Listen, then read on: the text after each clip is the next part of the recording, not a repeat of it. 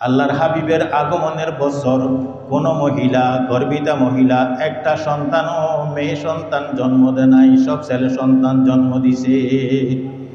রহমতুল্লিল আলামিন দুনিয়ার মধ্যে যাবে, জুলুম অত্যাচার হইতে পারবে না, মেয়ে সন্তানের উপর কোন জুলুম অত্যাচার হইতে পারবে না। ওই বছরের মধ্যে যত মহিলা গর্ভিতা ছিল সমস্ত মহিলারা ছেলে সন্তান জন্ম দিছে। কি রকম বর্বরতার জমানা ছিল।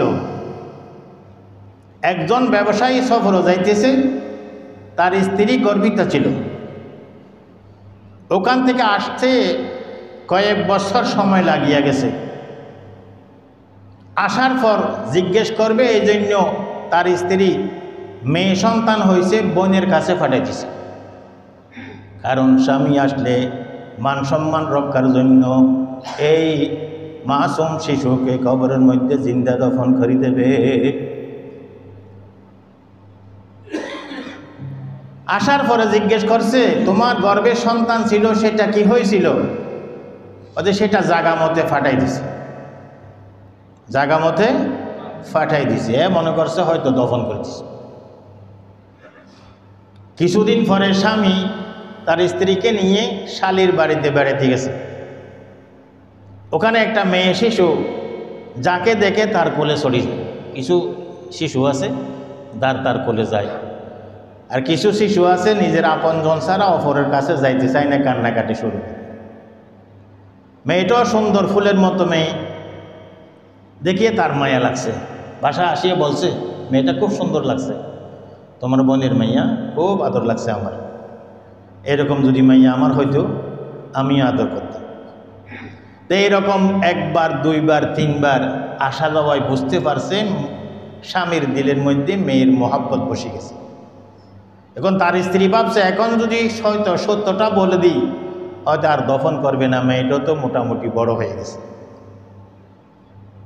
এই কল্পনা করিয়া স্বামীকে বলে দিছে, আমি আপনাকে মিথ্যা কথা বলছি।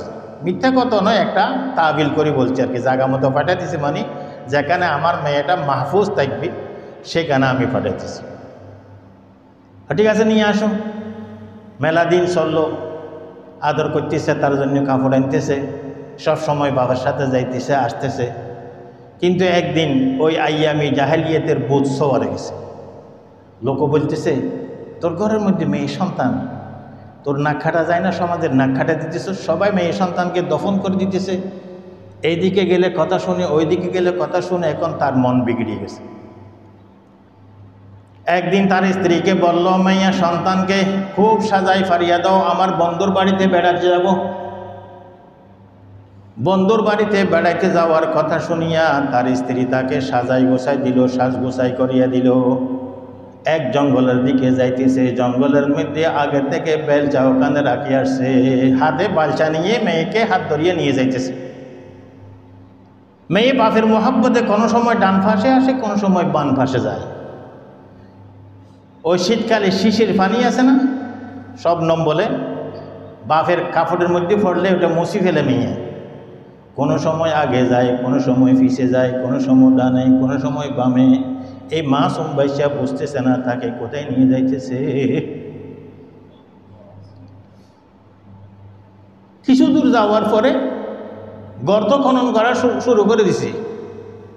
বাপে বেলচা দিয়ে মাটি উঠাইলে ওখানে যে পাথর আছে, পাথরগুলো সেই সরাই সরাই নিচের মধ্যে রাখছে, এক সাইডে রাখতেছে। এখনো সেই মাসুম বাচ্চা বুঝতে পারতেছে না তার বাপে কি জন্য এই গর্ত খনন করতেছে। গর্ত খনন হওয়ার পরে যখন এই মেয়েটাকে দেখা মারিয়া নিচে ফেলাইয়া যখন মাটি দিতেছে, বাবা আমার দোষটা কোথায়, কেন আমাকে এই গর্তের মধ্যে মাটি দিয়া দফন করতেছেন? আমাকে খাওয়াইতে হবে না, আমাকে খাবার দিতে হবে না, আমি ভিক্ষা করি খাবো, কিন্তু আমাকে এই গর্তের মধ্যে দফন করবে না। আমার আম্মা কাঁদতে থাকবে, আমার খালাম্মা কাঁদতে থাকবে। কিন্তু এই নিষ্ঠুর কলিজার মধ্যে পানি আসে নাই, দয়া আসে নাই, মায়া আসে নাই। শেষ ফলে মেয়ে তার কাপড় ধরে রাখছে, তার হাত ধরে রাখছে, এই হাতটা সেই সরাইতে পারে নাই যতক্ষণ পর্যন্ত মেয়েটার জান যায় না। এত শক্তি দিয়ে ওই ছোটো মেয়েটার মাসুম বাচ্চা তার হাতটা সরানোর জন্য আপ্রাণ চেষ্টা করছে, সরাইতে পারে নাই। যখন জান চলে গেছে হাতটা ছাড়ে দিয়ে চলে গেছে। নবী করিম সাল্লাল্লাহু আলাইহি ওয়াসাল্লাম মক্কা থেকে মদিনায় হিজরত করে যাওয়ার পরে ওই মানুষ যখন নবীর সামনে আসছে, হুজুরকে বলছে, হুজুর ইসলাম ধর্ম গ্রহণ করার পরে যেই স্বাদ পাইতেছি সেটা আগে পাই নাই। আমি একটা মারাত্মক পাপ করছি, আল্লাহ মাফ করছে কিনা জানি না। হুজুর বলছে, কি পাপ করছো আমাকে একটু বলো। এই পুরা ঘটনা বর্ণনা করলো। হুজুর, আমি সফরে গেছিলাম ব্যবসায়ী, আমার স্ত্রী গর্ভিতা ছিল, আসার পরে সন্তান হয়েছে, সেই সন্তান তার বোনের বাড়িতে রাখছে। বোনের বাড়িতে বেড়াতে যাইয়া সেই সন্তানের প্রতি আমার মোহাব্বত লাগিয়ে গেছে, বাসায় নিয়ে আসলাম। কিছুদিন পরে আমার দিলের মধ্যে ওই জাহেলি যুগের স্বভাব আসিয়া গেছে ওটা, হ্যাঁ। এই কারণে আমার এই শিশু ফুলের মতো সন্তানকে, মাসুম সন্তানকে আমি নিজের হাতে গর্ত খনন করিয়া জমির মধ্যে দফন করে দিলাম। সেই বয়ান করতেছে, আল্লাহর নবীর দুই চোখ দিয়ে ঝর্ণার মতো পানি ঝরতেছে। সেই বয়ান করতেছে, একজন সাহাবী বসা ছিল, তুই শুধু তোর কাহানি বলস, নবীর চোখের দিকে, চেহারায় মোবারকের দিকে তাকাস না? কিভাবে ঝর্ণার মতো নবীর দুই চোখ দিয়ে ঝরঝর করে পানি করতেছে? আল্লাহর হাবিব বলে, তুমি বলতে দাও।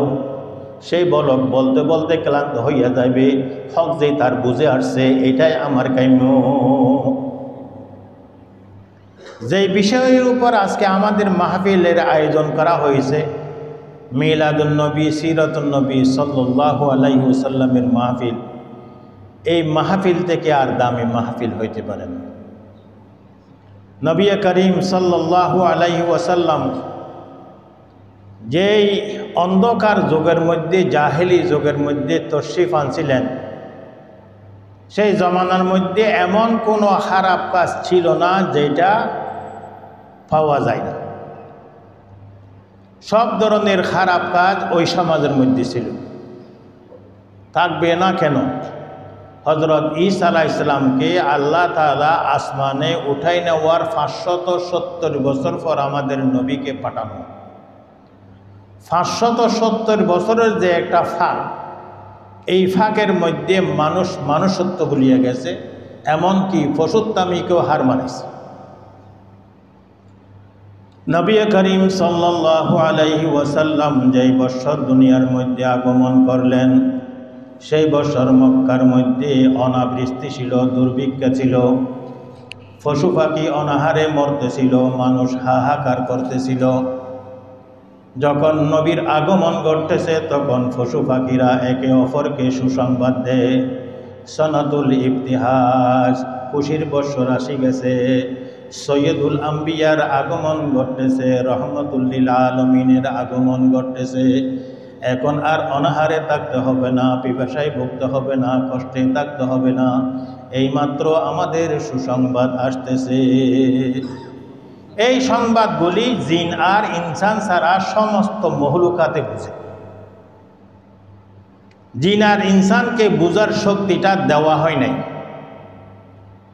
মানুষ মরার পর যখন কবরের মধ্যে আযাব হয়, পশু পাখিরা, গরু ছাগল তারা জানে কবরের মধ্যে আযাব হইতেছে, মানুষকে কিন্তু এই শক্তি দেওয়া হয় নাই।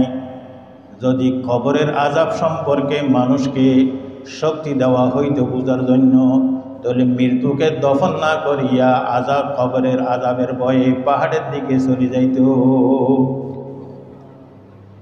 নবী করিম সাল্লাল্লাহু আলাইহি ওয়াসাল্লাম যেই যুগের মধ্যে সৈয়দুল আম্বিয়া হিসাবে, রহমতুল লিল আলামিন হিসাবে আসতেছেন, আল্লাহ বলছে আমার হাবিব দুনিয়ার মধ্যে যাবে, দুনিয়ার মধ্যে কোনো জুলুম থাকতে পারবে না।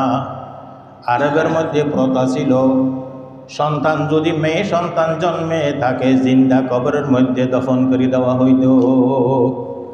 এই বর্বরিয়তের যুগে নবী করিম সাল্লাল্লাহু আলাইহি ওয়াসাল্লাম যেই বছর তশরিফ আনছেন, কোনো গর্ভিতা মহিলা মেয়ে সন্তান জন্ম দেয় নাই, সবাই ছেলে সন্তান জন্ম দিছে। নবী করিম সাল্লাল্লাহু আলাইহি ওয়াসাল্লাম যেই দিন দুনিয়ার মধ্যে আসতেছেন, হাজারো অলৌকিক ঘটনা ঘটছে। তার মধ্যে রৌজাতুল ফায়েক নামে এক কিতাবের মধ্যে একটা ঘটনা লিখছে। ইয়ামনের আমের নামী একজন বুত পূজারী তাহাজ্জুদের টাইমে উঠিয়া বুতের পূজার জন্য যাইতেছে। দরজা খুলিয়ে দেখছে সব বুতের মাথা নিচে ফা উপরে। তার বুতখানার মধ্যে বুতখানার মধ্যে যত বুত ছিল সমস্ত বুতের মাথা নিচে পা উপরে। যে আশ্চর্য, এই ঘরের চাবি আমার কাছে, তালা বন্ধ ছিল, নিজের হাতে চাবি দিয়ে তালা খুললাম, বুতের সাথে এই দুর্ব্যবহার করলো কে, এই আচরণ করলো কে? এই ঘরের চতুর্পাশে দূর লাগাইল। দূর লাগানোর সময় একটা গায়েবী আওয়াজ শুনল, ওলিদান নবিয়ুল মুনতাজার আল্লাযী ইউখাতিবু বিহিশ শাজারু ওয়াল হাজার ওয়া ইউনশাক্কু লাহুল কমার। ওই নবীর আগমন ঘটে গেছে, যেই নবীর সাথে পাথরে কথা বলবে, যেই নবীর সাথে কাছে কথা বলবে, যেই নবীর জন্য দুনিয়ার মধ্যে তাকিয়া পাহাড়ের মধ্যে বসিয়া আকাশের নক্ষত্র চন্দ্রকে যদি ইশারা করে দুই খণ্ড হইয়া যাইবে, দুই টুকরা হইয়া যাইবে। আওয়াজ শুনছে, মানুষ দেখা যায় না। আশ্চর্য। আবার চতুর্পাশে ঘুরে দেখল কোনো মানুষ নাই। আবারও শুনল। তার স্ত্রী থেকে জিজ্ঞেস করলো, আমি একটা আওয়াজ শুনতেছি, এটা কি বাস্তবে আওয়াজ না শুধু আমার কানের মধ্যে কোনো ট্রাবল আছে, কোনো অসুবিধা হয়ে যায় জিনিস, আমি তো একটা আওয়াজ শুনতেছি। এইবার যদি আওয়াজ দেয় তার থেকে জিজ্ঞেস করবা এই সন্তানটা কোথায় জন্মগ্রহণ করছে। আবারও শুনল, ওলিদান নবিয়ুল মুনতাজার আল্লাযী ইউখাতিবুহুশ শাজারু ওয়াল হাজার ওয়া ইউনশাক্কু লাহুল কমার। এমন নবীর আগমন ঘটে গেছে, এই নবী আসার পরে ভূতের কারখানা শেষ হইয়া যাইবে। যেই নবীর সাথে শুধু মানুষে নয় পাথরে কথা বলবে, যেই নবীর সাথে শুধু জিন আর ইনসান নয় গাছগাছালি কথা বলবে, যেই নবীর হাতের ইশারায় আকাশের চন্দ্র দুই টুকরা হইয়া যাইবে। তখন গায়েবী আওয়াজ থেকে জিজ্ঞেস করছে, এই সন্তান কোথায় জন্মগ্রহণ করছে? গায়েব থেকে আওয়াজ আসছে, মক্কা নগরীতে আব্দুল মুত্তালিবের ঘরের মধ্যে আব্দুল্লাহর ছেলে মুহাম্মদ জন্মগ্রহণ করছে, সেই শেষ নবী, এরপর আর কোনো নবী আসবে না। এখন সমস্ত বাতিল ধর্ম নিচে থাকবে, ইসলামের পতাকা উড্ডীন হবে। নবী করিম সাল্লাল্লাহু আলাইহি ওয়াসাল্লাম এক পাহাড়ের মধ্যে বসে তবলিগের অভিযান নিয়ে গেছিল, এক জায়গার মধ্যে দাওয়াতের অভিযান নিয়ে গেছিল। সেখানে এক বুদ্ধ গ্রাম্য লোক গুইসাপ মারিয়া কাঁধের মধ্যে নিয়া গ্রামের মানুষেরা হাঁটা চলার মধ্যে কিছু গুনগুনায় গান গায়, গুনগুন সুরে গান গায় চলে যাইতেছে। তাকে ডাকছে, চাচা আপনার কাছে কোনো বালাই আছে? বলছে, না আমার কাছে তো কোনো বালাই নাই, আমি এসব মারছি, বাসায় নিয়ে এটা পাক করে খাবো। আমি একটা সর্বোত্তম বালাই নিয়ে আসছি, আমাকে আল্লাহর নবী বানাই পাঠাচ্ছে, আমি শেষ নবী, এক আল্লাহ ছাড়া আর কেউ ইবাদত করা যাবে না, আমি মুহাম্মদের তরিকা ছাড়া কোনো তরিকা অবলম্বন করা যাবে না। তো বুড়া মিয়া বলছে, আপনি মুখে বললে কি আমি মানে নেব? 360 বুতের পূজা করিয়া আমরা নিজের সমস্যা সমাধান করতে পারি না, এক খোদার পূজা করতে হবে, সমস্ত সমস্যার সমাধান দেবে, দেখা যায় না। এটা কি আপনার মুখে বললে আমি বানিয়ে যাব? কোনো প্রমাণ আসেনি। আল্লাহর হাবিব বললেন, প্রমাণ কি আমি নিজের মুখে দিলে তুমি বেশি বিশ্বাস করবা, না এই মাঠের শেষ প্রান্তে যে গাছগাছালি আছে, এই গাছগাছালি আসিয়ে যদি আপনাকে প্রমাণ দেয় আমি শেষ নবী, আমি আল্লাহর প্রেরিত রসুল, এটা বেটার হবে। বলতে গাছে আপনাকে সাক্ষী দেবে, যে এটা সে তার বেটার কিছু হইতে পারে না। আল্লাহর নবী হাতের আঙ্গুলের ইশারার সাথে সাথে ওই বৃক্ষ এক টুকরা জমিন সিরিফারিয়া নবীর সামনে আসিয়া ঝুঁকিয়া বলছে, আসসালামু আলাইকা ইয়া রাসূলুল্লাহ। এই দৃশ্য দেখিয়া বুড়া জাগার মধ্যে দফন। গাছের এক অর্ধেক সিরিফারিয়া জমিন, সিরিফারিয়া মানুষের মতো ঘোড়ার মতো দৌড়িয়া আসিয়া নবীর সামনে আসিয়া মাথা নিচে করিয়া সালাম দিছে, আসসালামু আলাইকা ইয়া রাসূলুল্লাহ। বলছে, চাচা এর সে আর আশ্চর্য দেখতে চান? আরে কি, যে গাছ আমাকে সম্মান করার জন্য, আমাকে সালাম দেওয়ার জন্য মাঠের শেষ প্রান্ত থেকে আমার কাছে আসিয়া সিজদা করিয়া সালাম দিল, সেই গাছের অর্ধেক টুকরাকে আমি আবার ইশারা করলে গাছের সাথে লাগিয়া যাইবে, লাগার কোনো ফাঁক থাকবে না, সিলাই থাকবে না, কোনো দাগ থাকবে না। নবী আবার যখন ইশারা করছে সালাম দিয়ে যাইয়া ওই গাছের টুকরার সাথে লাগিয়ে গেছে, আর কোনো চিহ্নই নাই। ওলিদান নবিয়ুল মুনতাজার আল্লাযী ইউখাতিবুহু আশ-শাজারু ওয়াল হাজার ওয়া ইউনশাক্কু লাহুল কামার। নবী করিম সাল্লাল্লাহু আলাইহি ওয়াসাল্লাম বলতেছেন, আমার এখনো মনে আছে নবুয়ত প্রাপ্ত হওয়ার আগে আমি যখন পাহাড়ের আশেপাশে চলাফেরা করতাম, একটি পাথরে আমাকে সালাম করত। সেই গাছটা, সেই পাথরটা আমি এখনো দেখতেছি। আসসালামু আলাইকা ইয়া রাসূলুল্লাহ, গাছে সালাম করে ঝুঁকিয়া, আসসালামু আলাইকা ইয়া রাসূলুল্লাহ, পাথরে সালাম করে ঝুঁকিয়া, পাহাড়ের পাথর সালাম করে জবান ফুটিয়ে দিছে। এক সাহাবী বলতেছেন, আমি নবী করিম সাল্লাল্লাহু আলাইহি ওয়াসাল্লামের সাথে এক জায়গায় গেছি, হুজুরের পেশাব পায়খানার হাজত হয়েছে। হুজুর আশেপাশে পেশাব পায়খানা করে না, অনেক দূরে চলে যায়, সেখানে কোনো বাথরুমের ব্যবস্থা নেই। দুই সাইডে দুইটা গাছ আছে। আল্লাহর নবী এক গাছের ঢাল ধরিয়া বলছে, তুমি আমার জন্য একটু কাছাইয়া যাও, আরেকটাকে বলছে তুমি একটু পর্দা করিয়া দাও। দোনো গাছটা ঝুঁকিয়া হুজুরের পেশাব পায়খানার ব্যবস্থা করে দিছে। যখন হুজুরের কাজ শেষ হয়ে গেছে, দোনোটা আলোক হইয়া আপন জায়গায় চলে গেছে। তো গাছে বাসে পর্যন্ত আল্লাহর নবীকে চিনতেছে, কিন্তু আমি আর আপনি আল্লাহর নবীকে চিনতেছি না।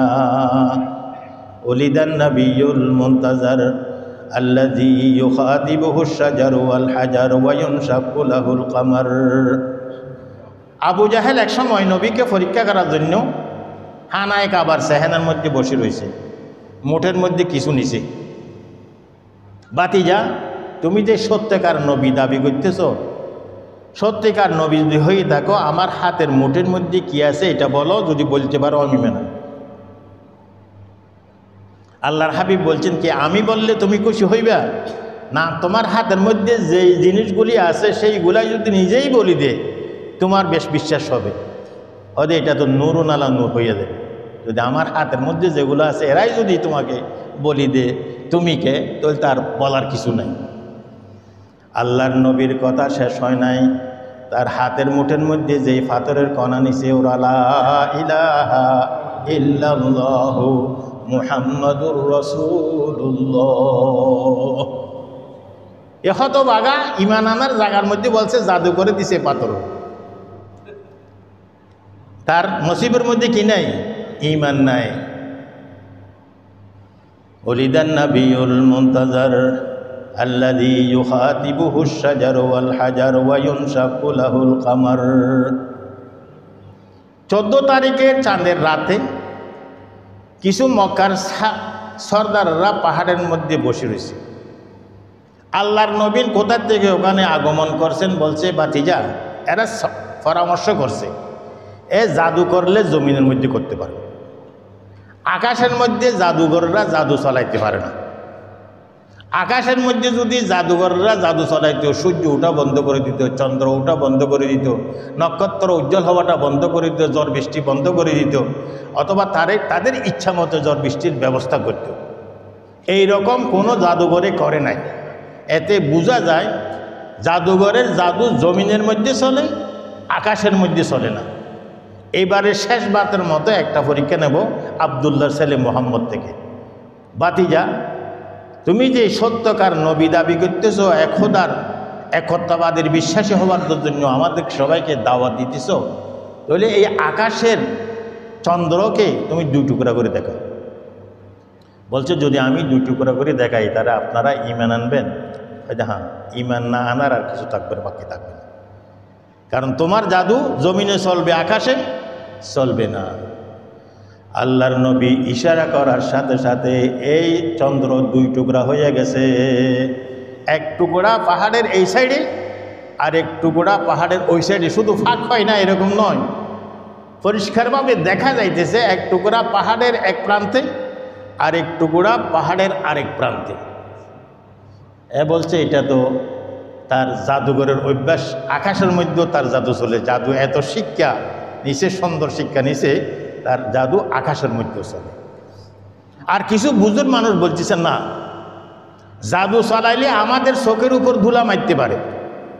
যারা আমাদের ব্যবসার কাফেলা বিদেশে গেছে তাদের থেকে আসলে জিজ্ঞেস করব, কারণ রাতের বেলা এরা অবস্থান করে, তখন তো হোটেলের ব্যবস্থা ছিল না, খোলা মাঠের মধ্যে অবস্থান করত। চাঁদ যদি বাস্তবে 2 টুকরা হয়ে থাকে তাহলে সেই জাদু করিয়া আমাদের চোখের মধ্যে দোলা মারতে পারবে, কিন্তু দূর দূরান্তে বিভিন্ন দেশের মধ্যে যারা ব্যবসায়ী গেছে তাদের চোখের মধ্যে দোলা মারতে পারবে। তারা আসার পরে জিজ্ঞেস করছে, হ্যাঁ রাত্রের বেলায় চন্দ্রতা 2 টুকরা, অনেকক্ষণ 2 টুকরা ছিল, একটা এই সাইডে আর একটা ওই সাইডে। এরপরও এই হতভাগা সর্দাররা নবীর উপর ঈমান আনা নাই। যে সমস্ত নবীর উপর ঈমান আনার ওয়াদা দিয়ে আল্লাহর নবীর থেকে মুআজিজা চাইছিল তারা সব গজওয়ায়ে বদরের মধ্যে মারা গেছে। উলিদান নবিয়ুল মুনতাজার আল্লাযী ইউখাতিবু বিহিশ শাজার ওয়াল হাজার ওয়া ইউনশাক্কু লাহুল কামার। এমন নবীর আগমন ঘটে গেছে যেই নবীর আসার পরে আর বুত পূজা চলবে না, আগুন পূজা চলবে না, সাগর পূজা চলবে না, গাছ পূজা চলবে না, বাঁশ পূজা চলবে না, ওয়াহদাহু লা শারীকা লাহুর ইবাদত চলবে, আর কোনো ইবাদত চলবে না। তো এইরকম ঘটনা ইতিহাসের কিতাবের মধ্যে হাজারো আছে, বললে রাত শেষ হয়ে যাবে, ঘটনা শেষ হবে না। নবী করিম সাল্লাল্লাহু আলাইহি ওয়াসাল্লাম মক্কা নগরীতে নবুয়ত প্রাপ্ত হওয়ার পর 13টি বছর কাটাইলেন। কয় বছর? 13টি বছর কাটাইলেন। নবী করিম সাল্লাল্লাহু আলাইহি ওয়াসাল্লাম যখন দুনিয়ার মধ্যে আসছেন, মক্কা শরীফের মধ্যে একটা বুথ ছিল, যেই বুথ স্পেশাল বুথ, যেই বুথের তারা বৎসরে একবার পূজা করত। সেই বুথ পূজার আগে তারা গরু জবাই করত, বৎসরে একবারই পূজা করবে। যেই দিন ওই বুথের পূজার টাইম সময়, সেই সময় যখন পূজার জন্য গেছে, বুথের মাথাটা নিচে নামে গেছে, পাটা উপর উঠে গেছে। একবার উঠাইলো, 2 বার উঠাইলো, 3 বার উঠাইলো, উঠানের সাথে সাথে পা উপরে চলে যায়, মাথা নিচে আসে যায়। শেষ ফলে যেই গরু জবাই করছে ওই গরুকে আল্লাহ জবান করিয়া দিছে। শেষ নবীর আগমন হয়ে গেছে, এই বুথকে তোমরা শতবার, একবার নয়, 2 বার নয়, 3 বার নয়, শতবারও যদি মাথা উঁচু করে এটা মাথা নিচে আসিয়া যাইবে। বুথের পূজার কারখানা শেষ হইয়া গেছে। ওয়াহদাহু লা শারীকা লাহুর ইবাদত চলবে, অন্য কিছু ইবাদত চলবে না।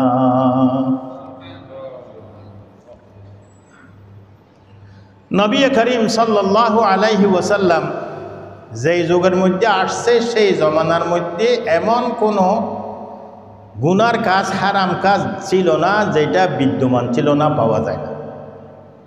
সেই জন্য আল্লাহর নবীকে আল্লাহ তাআলা এমন একটা দয়ার সাগর বানাই পাঠাইছে, যাতে এই পথহারা মানুষকে, এই জুলুম অত্যাচারের অভ্যস্ত মানুষগুলিকে তৌহিদের গণ্ডির মধ্যে আনার জন্য দয়ার সাগরওয়ালা একজন মানুষের প্রয়োজন আছে। এই জন্য আল্লাহ তাআলা আল্লাহর নবীকে ওয়ামা আরসালনাকা ইল্লা রাহমাতাল লিল আলামিন, মাথার চুল থেকে পায়ের নখ পর্যন্ত রহমতের সাগর দিয়া নবী মুহাম্মদ মুস্তাফা সাল্লাল্লাহু আলাইহি ওয়াসাল্লামকে রহমাতুল লিল আলামিন বানাই পাঠাইছে।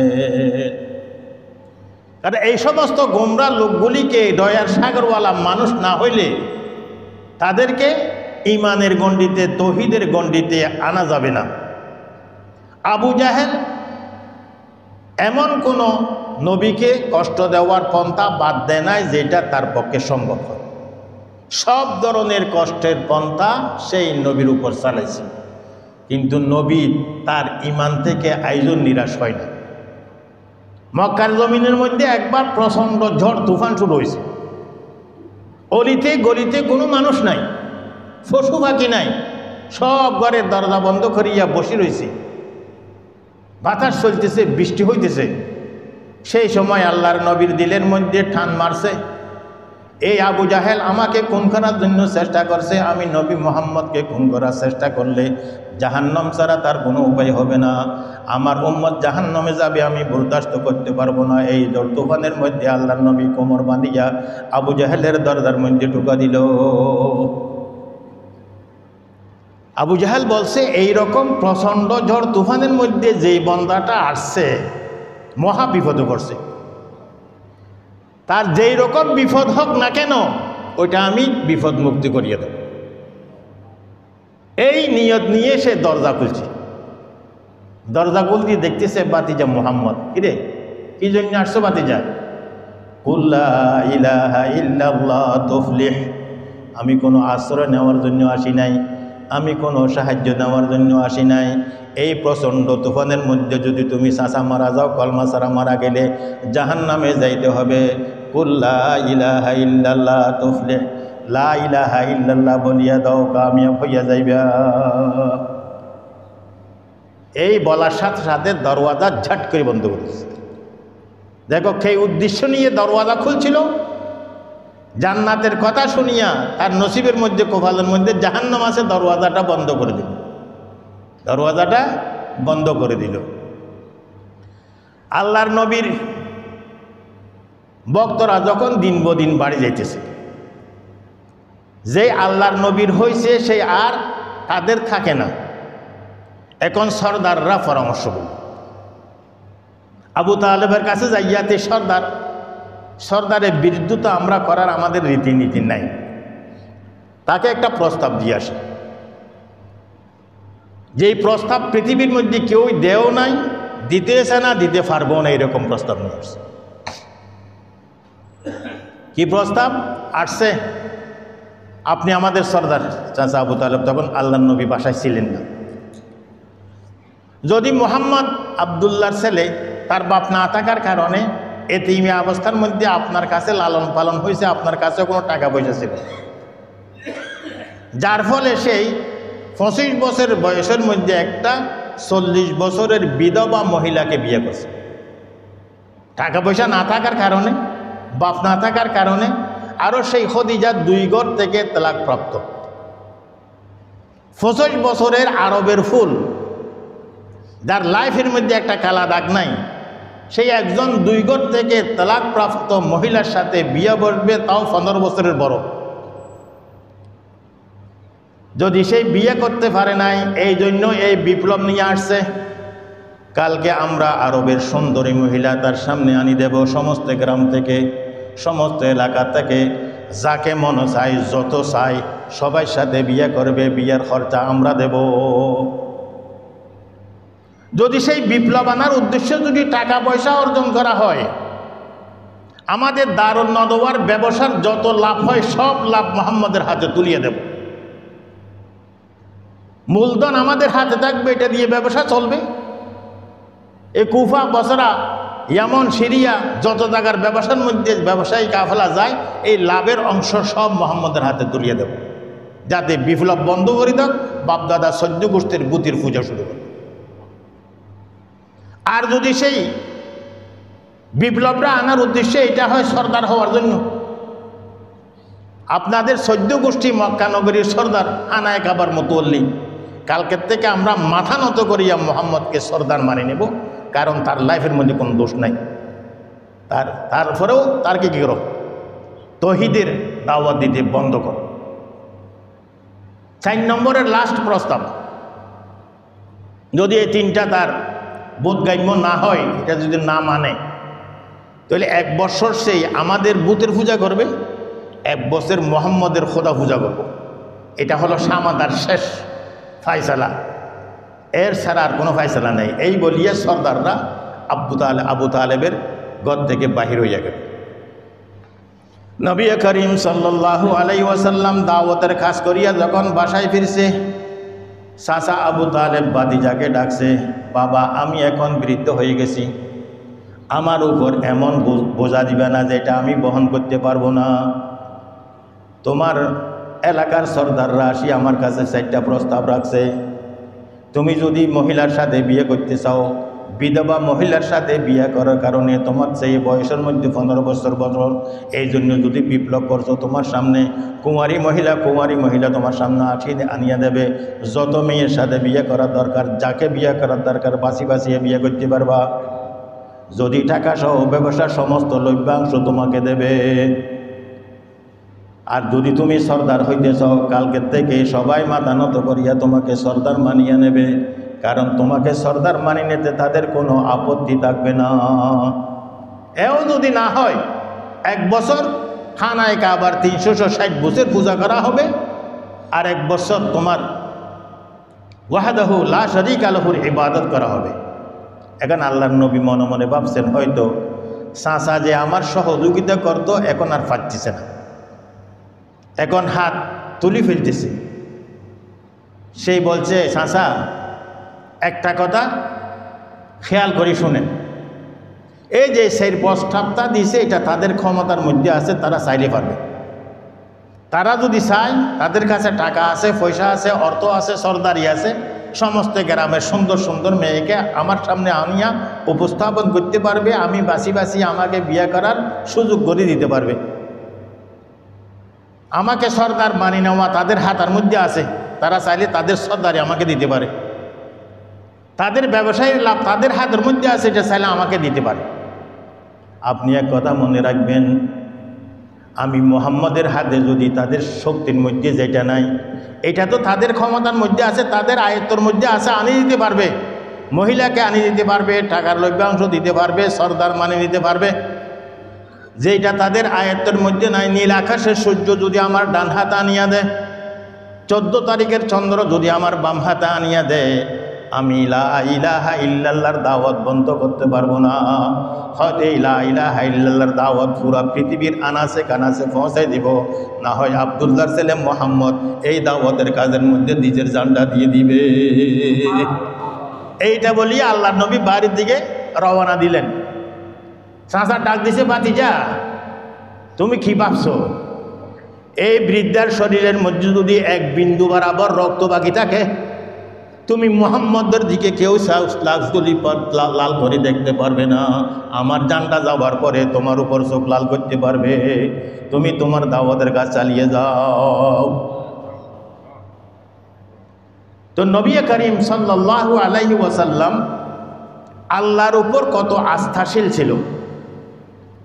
পুরা পৃথিবী মুখালেফ হোক, কিন্তু আল্লাহ যদি রাজি হন, কোনো শক্তি আমাকে থামাইতে পারবে না, কোনো শক্তি আমাকে থামাইতে পারবে না। ওয়াল্লাহু ইয়াসিমুকা মিনান নাস, আল্লাহ তাআলা পরিষ্কার ভাষায় ঘোষণা করে দিয়েছে, হে নবী, মানুষ তোমাকে ধ্বংস করতে পারবে না, আমি তোমার হেফাজত করব। এক সময় সূরা লাহাব যখন নাযিল হয়েছে, সেখানে আবু লাহাব আর আবু লাহাবের বিবির দুর্নাম করা হয়েছে। আবু লাহাবের বিবি এই সূরার কথা শুনিয়া পাগলপানা হয়ে গেছে। হাতে বড় একটা পাথর নিয়ে আব্দুল্লাহর ছেলে মোহাম্মদকে তালাশ করতেছে। গরিব তো, বাপও নাই, তার দাদাও নাই, আবু তালেবের কাছে পয়সাও নাই, তাদের কাছে পয়সাও আছে, সরদারিও আছে, শক্তি আছে। পাথর একটা নিয়ে আসতেছে, তখন আল্লাহর নবী আর সিদ্দিক আকবর খানায় কাবার মধ্যে বসি দিন ইসলামের তৌহিদের কথা বলতেছে। সিদ্দিক আকবরের চোখ ফট করিয়া আবু লাহাবের বিবির উপর পড়ে গেল। ইয়া রাসূলুল্লাহ, আপনার শাঁসি আসতেছে, হাতের মধ্যে পাথর দেখা দিতেছে, আমার তো ভয় লাগতেছে, কোনো আপনার উপর প্রহার করবি না, কোনো আঘাত করবি না। আল্লাহর হাবিব বলছেন, আল্লাহ তাআলা ঘোষণা দিছে, ওয়াল্লাহু ইয়াসিমুকা মিনান নাস, মানুষ তোমাকে ধ্বংস করতে পারবে না, আমি বাঁচাইব। আবু বকর তুমি চিন্তা করিও না, সে এখানে আসবে বটে, কিন্তু আমাকে দেখতে পাবে না। আসিয়া জিজ্ঞেস করছে, তোমার সঙ্গী কই? আমার দুর্নাম করে, আমার স্বামীর দুর্নাম করে? না, আমার সঙ্গী তো কেউ দুর্নাম করে না, তার এই স্বভাব নাই। তো দুর্নাম কি আল্লাহ নবী করছেন? এটা তো আল্লাহ কোরআন বানায় নাযিল বানায় পাঠিয়েছে, এটা তো কোনো মিথ্যা নয়। আমার সঙ্গীর স্বভাব দুর্নাম করা নয়, সেই সব মানুষের প্রশংসা করে, সবার প্রশংসা করে, দুর্নাম করার অভ্যাস তার নাই। আসিয়া চলে গেছে। আল্লাহর হাবিব বলছেন, দেখেন নাই, আমি বলছিলাম যে সে এখানে আসবে বটে, কিন্তু আমাকে দেখতে পাবে না। ফেরেশতা আমাকে ঢাল দিয়ে লুকাই রাখছে, সে দেখবে কোথার থেকে। এরপরও আল্লাহর নবী তাদেরকে দ্বীনের দাওয়াত দেওয়ার জন্য নিজের মাথার গাম ফাই পর্যন্ত ফেলেছে। মক্কার সর্দাররা, মক্কার কাফেররা আল্লাহর নবীকে ধর্মীয় দিক দিকে দুশমনি করে, কিন্তু সে যে সত্যবাদী এটার মধ্যে তাদের এক বিন্দু বরাবর কি নাই, সন্দেহ নাই। নবী করিম সাল্লাল্লাহু আলাইহি ওয়াসাল্লামের মেয়ের সাথে, দুইটা মেয়ের সাথে আবু তালেবের ছেলের বিয়ার কথা ঠিক হয়েছিল। একটা জাইনাব আর একটা রোকাইয়া। আল্লাহর নবীর মেয়ে সন্তান কয়জন? 4 জন। সবাই চেয়ে বড় হলো জাইনাব, 2 নম্বরে রোকাইয়া, 3 নম্বরে উম্মে কুলসুম, 4 নম্বরের ফাতেমা। এই 4 সন্তান। 2 সন্তানের বিবাহ আবু লাহাবের সন্তানের সাথে, স্বাস্থ্য ভাইয়ের সাথে ঠিক হয়েছিল। যখন আল্লাহর নবী তৌহিদের দাওয়াত নিয়ে দিন বদিন কাজ চালাইতেছে, তৌহিদের মিশন আগে যাইতেছে, আবু লাহাব বলছে তার 2 সন্তানকে ডাকিয়া, তোমরা যাও এই মুহূর্তের মধ্যে তার মেয়েকে তালাক দিয়ে আসো, তার সাথে বিবাহ বন্ধন হবে না। এই যদি করতে না পারো তোমরা বাপ হইতে চলিয়া যাও, আমার ঘর থেকে চলিয়া যাও। বাপের কথা শুনিয়া, এখন আগের জমানার মধ্যে সব কিছু নির্ভর করত বাপের সম্পত্তির উপর। বিদেশ যাইয়া টাকা অর্জন করার, ব্যবসা করার এত সুন্দর সুযোগ ছিল না। যাদের কাছে জায়গা জমিন আছে তারাই অর্থশালী হয়ে থাকত। যে তালাক দিয়ে আসছে, তালাক দেওয়ার পরে একজনে বস করে নাই, নবীর চেহারায় মোবারকের মধ্যে তুতু ফেলছে। বেয়াদবির একটা সীমা আছে। বেয়াদব মাহরুম আজ ফজলে রব, যারা বেয়াদবি করে আল্লাহর রহমত থেকে বঞ্চিত থাকে। তখন আল্লাহর নবী বদদুয়া দিছে, ইয়া আল্লাহ তোর সেনাবাহিনী তার উপর মুসল্লত করে দে। নবীর এই বদদুয়া তার সন্তান শুনিয়া বাপকে বলছে, আব্বা মোহাম্মদ এই বদদুয়া দিছে। এখন আবু লাহাব তার বলো নাই, শকুনের বদদুয়ায় মানুষ মরে না, গরু মরে না। বলছে যেটা হতারা, মোহাম্মদের বদদুয়া তো কোনো সময় বৃথা যাবে না, হবেই হবে। এই দিন থেকে তার দিলের মধ্যে এক ডর ঢুকছে, ভয় ঢুকছে, আমার এই সন্তানকে কখন না কখন আল্লাহর সেনাবাহিনী শেষ করে দিয়ে ঘরের থেকে বাহির হইতে দেয় না, ঘরের থেকে বাহির হইতে দেয় না। সময় তো চলে যাইতেছে। যাক, এক সময় ব্যবসার কাফেলা যাইতেছে, সমস্ত ব্যবসায়ীর কাফেলার লিডারদেরকে ডাকছে, এমন তোমাদের মধ্যে এমন কে আছে যার উপর আবু লাহাবের কি নাই, এহসান নাই? হুজুর বলেন কি, আপনার এহসান না হলে তো আমরা ব্যবসায় করতে পারবো, বাঁচিয়ে থাকতে পারবো না। আমার সন্তানের বেলায় মোহাম্মদ বদদুয়া দিছে, কোন সময় লাগি যায় আমার ভয় লাগে। এতদিন আমি কোনো কাফেলার সাথে ফাটা নিয়ে তোমাদের সাথে ফাটাইতেছি, তাকার রক্ষণাবেক্ষণা করবে, চোখে চোখে রাখবে। হুজুর আমাদের জানছেই আপনার সন্তানের জানকে আমরা প্রাধান্য দেব। ব্যবসা কাফেলা চলে গেছে, যাওয়ার পরে কিছু দূর যাওয়ার পরে রাত্রে অবস্থান করছে এক জমিনের মধ্যে। সেখানে সর্দারের কথা মনে পড়ছে, আবদুল্লাহর ছেলে মোহাম্মদও বদদুয়া দিছে, সর্দার ভয় পাইতেছে। এখন তারে হেফাজত করতে হবে আমাদের জানার চেয়ে বেশি। হেফাজতের জন্য তারা একটা বুদ্ধি করলো, চতুর্পাশে মাল রাখবো, মালের বিস্কানে সর্দারের সন্তানকে শোলাই দেব, উপরের মধ্যে মাল দেব, চতুর্পাশে আমরা শুই যাব। কোনো দুশমন আসলে আগে আক্রমণ আমাদেরকে করবে, আমাদের সর্দারের সন্তানের উপর আক্রমণ করতে পারবে না। এইভাবে তারা শুয়ে গেছে। আল্লাহর সেনাবাহিনী বাঘ আসি গেছে, আসিয়ে সবাইকে দেখে সেখানে তো আবু লাহাবের ছেলে নাই। ছট করে লাভ দিয়ে উপরে উঠছে, সামান হটাইয়া নিচে যাইয়া খাইয়া রক্ত মাংস সব খাইয়া হাড্ডিগুলো রাখিয়া চলে গেছে। এরা টেরো পাই নাই, এরা টেরো পাই নাই। তো আল্লাহর নবীরকে তারা দ্বীনের দিক দিয়ে যদিও বা খারাপ মনে করে, কিন্তু নবীর কথা যে বিঠা যায় না, এটার উপর তারা শতে শত বিশ্বাস। আল্লাহর নবীর বদদুয়া যার লাগে গেছে সেই জিন্দেগিতে কামিয়াব হইতে পারবে না। ওয়ামা আরসালনাকা ইল্লা রাহমাতাল লিল আলামিন। এই সিরাতুন নবীর মাহফিল, মিলাদুল নবীর মাহফিল 1 ঘন্টার মধ্যে বোঝানো যাবে না। এই জন্য এখানে যে সাপ্তাহিক অথবা সাপ্তাহিক মাহফিল হয়, সাপ্তাহিক মাহফিলে আপনারা আসবেন, সিরাতুন নবী মিলাদুন নবীর উপর আলোচনা হবে, এগুলো শুনবেন। ঘন্টা দেড় ঘন্টার মধ্যে পুরার লাগাই দিলেও আমি এগুলো বুঝাই শেষ করতে পারবো না। তো নবী করিম সাল্লাল্লাহু আলাইহি ওয়াসাল্লামের এই সমস্ত মাহফিলে আসা শুধু আমাদের কান খুশ করানো, সুমধুর কণ্ঠে ওয়াজ করলাম কান খুশি করে ফেললাম এটা নয়, নবীর স্বভাব আমার আর আপনার মধ্যে আসত, তারপরে আমার এই মাহফিল সার্থক হবে, না হলে কোনো ফায়দা হবে না। নবী করিম সাল্লাল্লাহু আলাইহি ওয়াসাল্লাম এক সময় ঈদের দিন নামাজ পড়ার জন্য যাইতেছে, রাস্তার মধ্যে কিছু ছেলেরা খেলা করতেছে, একটা শিশু মাঠের কিনারায় বসে বসিয়ে কাঁদতেছে। আল্লাহর হাবিব জিজ্ঞেস করলে, কিরে তোমার সঙ্গীরা তোমাকে খেলার মধ্যে নেয় নাই? না হুজুর এরকম তো নয়। তো কাঁদছো কি জন্য? কি তোমাকে মারছে?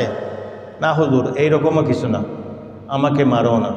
কি হয়তো হুজুর দেখতেছেন না সব ছেলেরা খেলতেছে, সবার শরীরের মধ্যে নতুন জামা, আমারটা ছিঁড়ে যাবা, সবার হাতের মধ্যে নাস্তা, আমার হাতের মধ্যে পাথরও নেই, সবার মুখের মধ্যে হাসি, আমার হাসি নেই। কেন? আমার বাবা আপনার সাথে ফলনা যুদ্ধের মধ্যে গেছিল, মারা গেছে, আমার মার কাছে টাকা নেই, ঘরের মধ্যে আয় রোজগার করার কোনো মানুষ নেই, এই জন্য আমি খেলার মাঠে কিনারায় বসে বসিয়ে কাঁদতেছি, কাঁদা ছাড়া আমার আর কোনো উপায় নেই। আল্লাহর নবী ঈদের নামাজে যায় নাই, এই সন্তানের হাত ধরিয়া বাসায় চলিয়ে গেছে। বাসায় যাওয়ার পরে আম্মা আয়েশাকে বলছে, একে গোসল করাই দাও, নতুন জামাই পরাইয়া দাও। তাকে বলছে, আজকের থেকে আমি তোমার বাবা। আম্মা আয়েশা তোমার মা, তুমি এখন খুশি নি?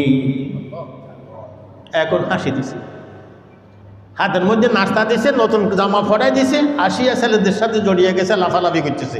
কিরে তুই না এখন কাঁদছিলি? ওদের এখন আমার চেয়ে বেশি খুশি আর পৃথিবীর মধ্যে কেউ নাই।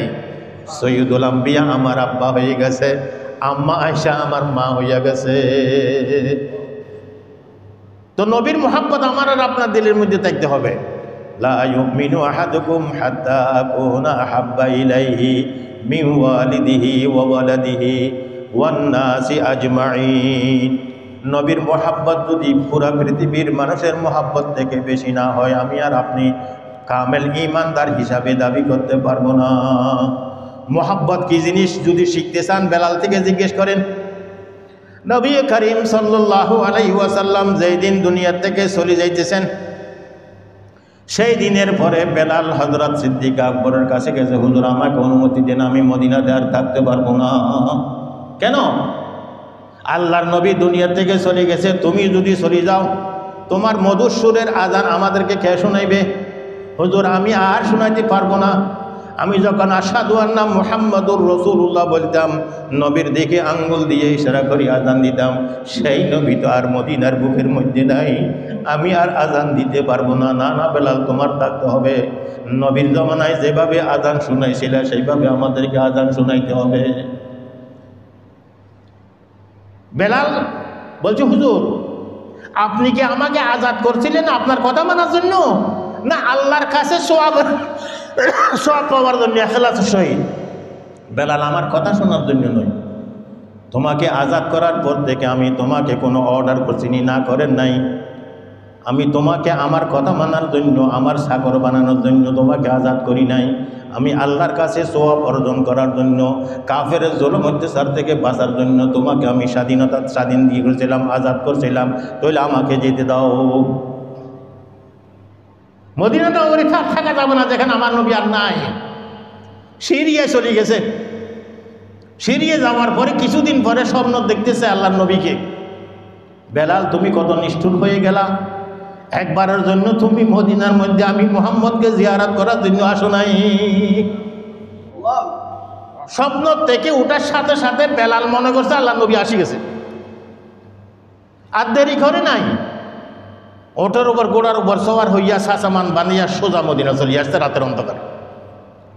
নবীর প্রেম মোহাব্বত ভালোবাসা দেখেন, স্বপ্নের মধ্যে দেখছে মাত্র।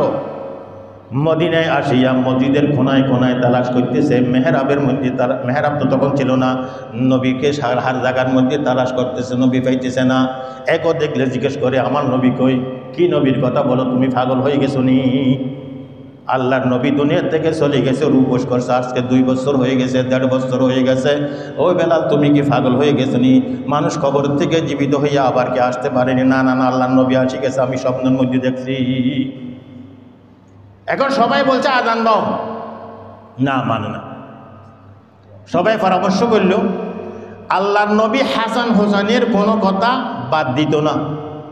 হাসান হোসেনের মধ্যে যদি বেলালকে দরখাস্ত করে, বেলালদের মধ্যে নবীর এত মোহাব্বত আছে, তাদের কথা বাদ দিয়ে যেতে পারবে। তুমি সব কথার এক কথাই বলছো। যাইয়া বলছি চাচা আজান শোনাইতে,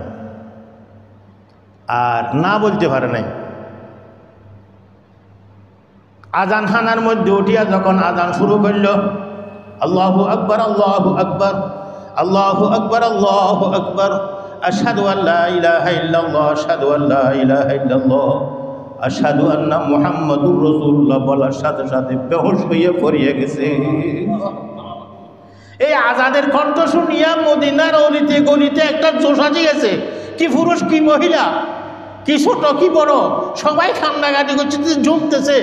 বেলাল আসি গেছে। ছোট ছোট ছেলেরা মা থেকে জিজ্ঞেস করছে, আম্মা বেলাল আসি গেছে, আমাদের নবী কবে আসবে? চিন্তা করেছেন ছেলেদের দিলের মধ্যে পর্যন্ত কি মোহাব্বত। নবী মরার পরে বেলাল চলে গেছিল, এখন বেলাল আজই আজান হানার মধ্যে আজান দিতেছে, বেলাল তো আসে গেছে, নবী কবে আসবে? এই নবীর মোহাব্বত 2 বছর পরও বেলালের দিল থেকে যাইতে পারে নাই, বেহুশ হইয়া পড়িয়া গেছে।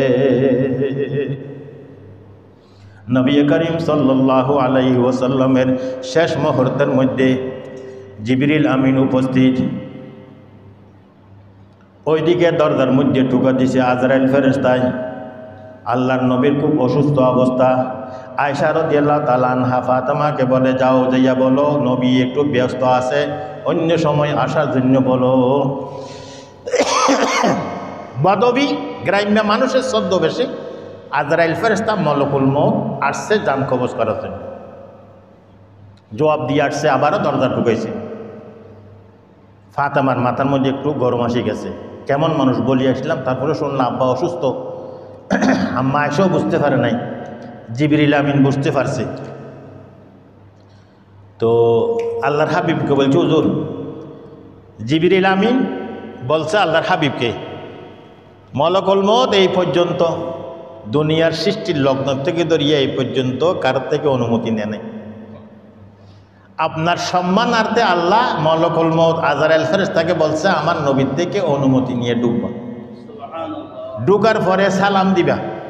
এর আগে আজরাইল ফেরেশতা কেউকে সালাম দেন, সালাম দিয়ে জিজ্ঞেস করবা, হুজুর আপনি কি দুনিয়ার মধ্যে থাকবেন? থাকলে আমি চলে যাব। না, আল্লাহর কাছে চলে যাবেন, আল্লাহর কাছে চলে যাবেন, একে অনুমতি দেন। কোনো গ্রাম্য মানুষ নয়, ফকির নয়। মা ফাতেমা এটাকে বলছে তাকে আসতে দাও। সালাম দিছে, আসসালামু আলাইকা ইয়া রাসূলুল্লাহ, আল্লাহর পায়গাম শোনাই দিছে, আপনি কি থাকতে চান? থাকতে চাইলে থাকতে পারেন, যাইতে চাইলে আমি আপনার জান কবজ করিয়ে নিয়ে যাই। নবী করিম সাল্লাল্লাহু আলাইহি ওয়াসাল্লাম নিজের দিলের কলিজার টুকরার দোস্ত জিবরিল আমিনের দিকে তাকাই রয়েছে। 23 বছরের জিন্দগির মধ্যে জিবরিল আলাইহিস সালাম আল্লাহর নবীর সাথে 24,000 বার আসছে।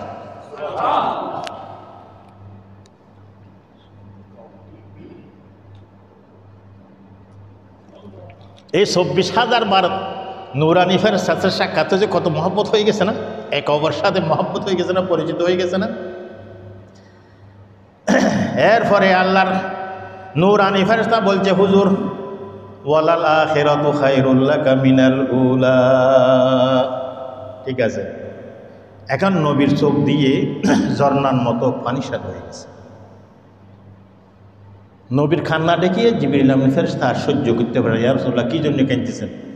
যেদিকে যাইবেন সেদিকে কি এখান থেকে খারাপ কথা? এটা তো আপনি বললেন, ওয়ালাল আখিরাতু খায়রুল লাকা মিনাল উলা, দুনিয়া থেকে আখিরাতের জায়গা আমার জন্য কোটি গুণ ভালো। কি হাসান হোসেনের জন্য কাঁদতেছেন? আপনার কলেজের টুকরা না, আল হাসান ওয়াল হুসাইন সাইয়্যিদা শাবাবি আহলিল জান্নাহ, জান্নাতি যুবকদের সরদার। কি ফাতেমার জন্য কাঁদতেছেন? কলিজার টুকরা ফাতেমার জন্য না। আল ফাতিমাতু সাইয়্যিদাতু নিসাই আহলিল জান্নাহ, জান্নাতি মহিলাদের সরদার আমার মাইয়া ফাতেমা। কি আলীর জন্য কাঁদতেছেন? আপনার কলিজার টুকরা মাইয়ের জামাই? না না, সেই জান্নাতি 10 জনের মধ্যে একজন জান্নাতি। সে আমি যেই এলমের শহর, সেই এলমের শহরের দরওয়াজা হলো আলী। তাহলে কি জন্য কাঁদতেছেন? হাসান হোসেনের জন্য কাঁদতেছেন না? আখিরাতের জগৎ আপনার জন্য খারাপ হবে তার জন্য কাঁদতেছেন না? মা ফাতেমার জন্য কাঁদতেছেন না? আলীর জন্য কাঁদতেছেন না? কার জন্য কাঁদতেছেন? এই মসজিদের মধ্যে চোখের পানি ফেলাইতেছে আমার গুনাহগার উম্মতের জন্য কাঁদতেছি। আমি তো চলে যাব, আল্লাহ আমাকে সম্মান করবে, আমার গুনাহগার উম্মত কোনো জাহান্নামে চলে যাবে। এই দৃশ্য দেখিয়ে জিবরিল আর সহ্য করতে পারে নাই, 600 ডানা একসাথে সারিয়ে আল্লাহর আরশের মধ্যে চলে গেছে।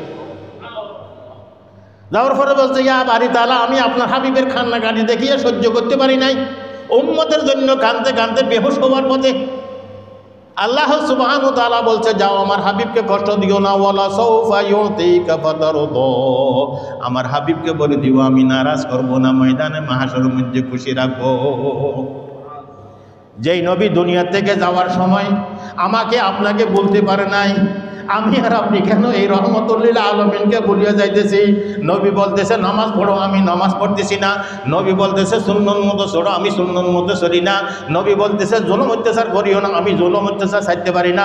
নবী বলতেছে গান বাজনা শুনিও না, আমি গান বাজনা সাইতে পারি না। নবী বলছে কোরআন পড়ো, আমি কোরআনের দিকে মন দিতে পারি না। নবী বলছে জিকির করো, আমি জিকির করতে পারি না। আলা বিজিক্রিল্লাহি তাতমাইন্নুল কুলুব। বর্তমান জমানার মধ্যে সবচেয়ে বড় সমস্যা হলো টেনশন। কি গরিব, কি ধনী, কি শিক্ষিত, কি অশিক্ষিত, কি ছোট, কি বড়, কি পুরুষ, কি মহিলা, সবার সবচেয়ে বড় রোগ হলো টেনশন। টেনশন থেকে কেউ হারি নাই। আলা বিজিক্রিল্লাহি তাতমাইন্নুল কুলুব। এই জিকির আমি আর আপনি করতেছি নি, তো এই জিকির না করলে আমার আর আপনার শান্তি কোথা থেকে আসবে? আল্লাহ তাআলা আমাকে আপনাকে, যেই নবী মৃত্যুর মুহূর্তে পর্যন্ত আমাকে আপনাকে বলে নাই, গুনাহগার উম্মতকে আল্লাহ তাআলা মাফ করে দেবে যদি আমি আর আপনি নবীর উম্মত হইয়া যাইতে পারি। চেহারার মধ্যে দাড়ি রাখতে হবে, কারণ কোনো নবী দাড়ি ছাড়া ছিল না, কোনো বলি দাড়ি ছাড়া ছিল না, কোনো খোলাফায়ে রাশিদিন দাড়ি ছাড়া ছিল না, কোনো মসজিদের ইমাম দাড়ি ছাড়া নেই। আপনি যদি কোনো মসজিদের চেয়ারম্যান আর সেক্রেটারি হন, দাড়ি ছাড়া কোনো মানুষকে ইমাম রাখবেন নি, যদিও বা সেই কারি আব্দুল মাসের মতো সুন্দর সুরে কেরাত করে রাখবেন না। কেন? দাড়িটা এটা শোভা পায় ইমামের জন্য, দাড়ি ছাড়া মানুষ ইমামতের জন্য শোভা পায় না। তো সেই নবীর সুন্নত, একটা দাড়ির মধ্যে 70টা নূরানি ফেরেশতা থাকে। মনে রাগ করবেন না, মহাব্বতে বলতেছি, সিরাতুন নবীর মাহফিল, নবীর মহাব্বতের মাহফিল। একটা দাড়ির মধ্যে 70টা নূরানি ফেরেশতা থাকে। এক সাহাবীর সংক্ষেপে বলি, আমি সব করে দিতেছি, টাইম বেশি হয়ে যেতেছে। একজন সাহাবীর 3টা দাড়ি ছিল। কয়টা? সেই যখনই নবীর মাহফিলে আসতো, নবী মুচকি হাসি দিতেন।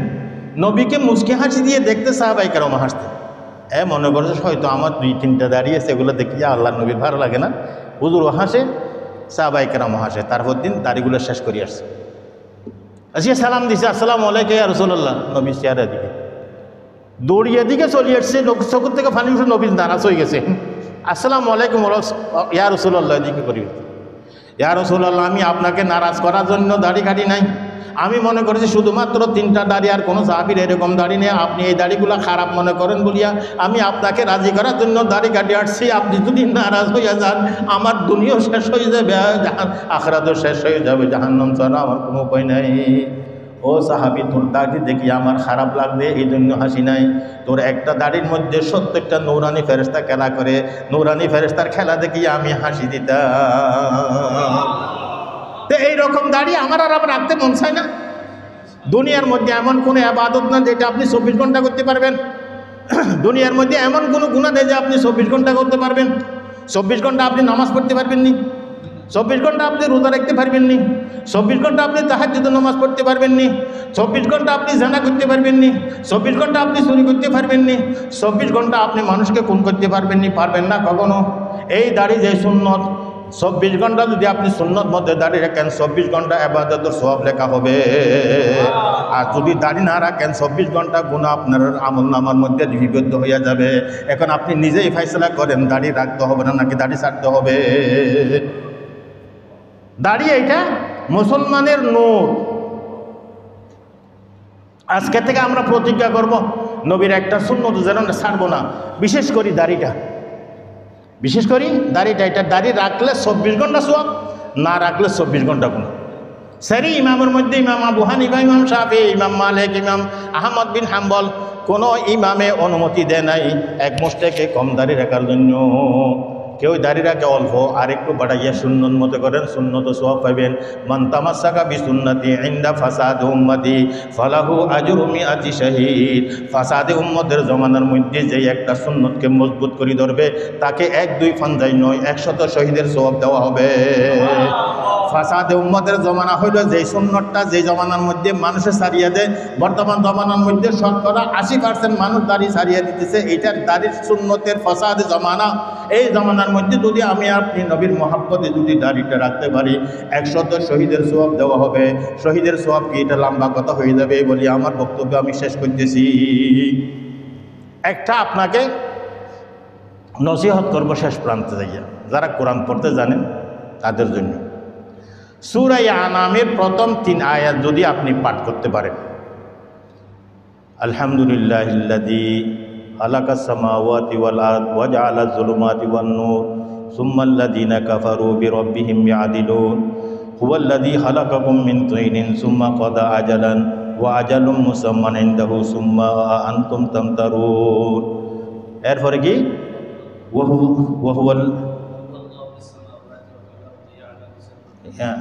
ইয়ালামু সিররাকুম ওয়া জাহরাকুম ওয়া মা তাকসিবুন। এই পর্যন্ত এই 3টা আয়াত যদি আপনি একবার পড়তে পারেন।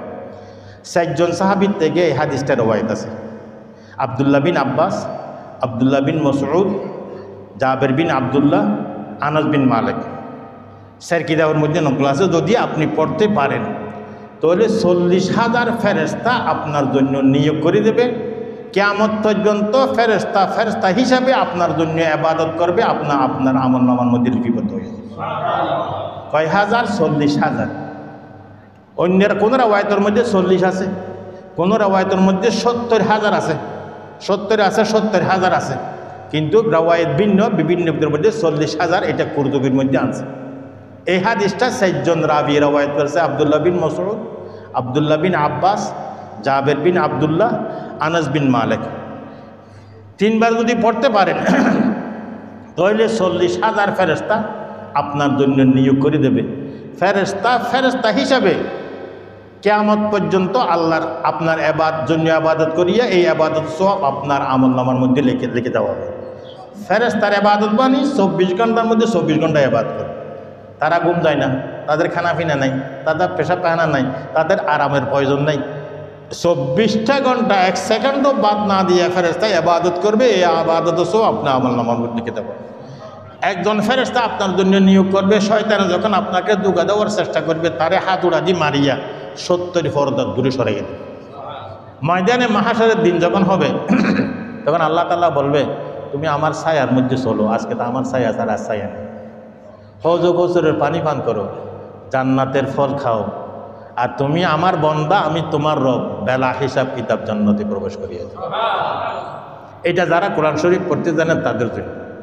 যারা কোরআন শরীফ পড়তে জানেন না তাদের জন্য একটা ছোট্ট দরুদ শরীফের মতো একটা কথা বলবো। জাযাল্লাহু আন্না মুহাম্মাদান মা হুয়া আহলুহু, জাযাল্লাহু আন্না মুহাম্মাদান মা হুয়া আহলুহু, জাযাল্লাহু, মুখে মুখে পড়েন না, জাযাল্লাহু আন্না মুহাম্মাদান মা হুয়া আহলুহু, জাযাল্লাহু আন্না মুহাম্মাদান মা হুয়া আহলুহু। কোন রাওয়ায়াতের মধ্যে মা আছে, কোন রাওয়ায়াতের মধ্যে বিমা লাহু আহলুহু আছে। যদি আপনি একবার পড়েন আতাআবা 70 কাতিবান আলফা সাবাহ, 70 জন নূরানি ফেরেশতা লিখতে লিখতে ক্লান্ত হয়ে যায়। কতদিন? 1000 দিন পড়বেন একবার। 70 জন নূরানি ফেরেশতা লিখতে লিখতে 24 ঘন্টা লিখতে লিখতে তারা ক্লান্ত হয়ে যাইবে। আতাআবা 70 কাতিবান আলফা সাবাহ, ফাজাইলের দর শরীফের মধ্যে আল্লামা জাকারিয়া আলাইহির রহমায় রেওয়ায়াতটা আনছে। এইটা মতো আমল করিবেন, জাযাল্লাহু আন্না মুহাম্মাদান মা হুয়া আহলুহু, জাযাল্লাহু আন্না মুহাম্মাদান মা হুয়া আহলুহু। সময় একটু দেরি হয়ে গেছে, মনে কিছু আসবেন না, এই দুইটার ডোজ দিলাম। যারা কোরআন শরীফ পড়তে জানেন, সূরা আনামের প্রথম 3 আয়াত দেখি দেখি পড়েন অথবা মুখস্থ করেন। আর এই জুমলাটা জাযাল্লাহু আন্না মুহাম্মাদান মা হুয়া আহলুহু অথবা বিমা হুয়া আহলুহু, দুটো ধরনের রেওয়ায়েত আছে। আল্লাহ তাআলা আমাকে আপনাকে এই সিরাতুন নবী মিলাদুন নবীর মাহফিল থেকে এই ডোজ মতে আমল করার তৌফিক দান করো, নবীর সুন্নত মতে নিজের 60-70 বছরের হায়াতটা কাটানোর তৌফিক দান করো। ওয়া আখিরু দাওয়ানা আলহামদুলিল্লাহি রাব্বিল আলামিন।